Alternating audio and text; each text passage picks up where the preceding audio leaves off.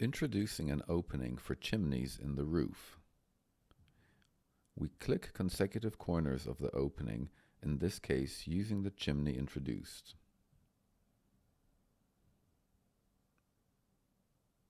We finish defining the contour with the right mouse button, cut the elements below, and go to the next opening.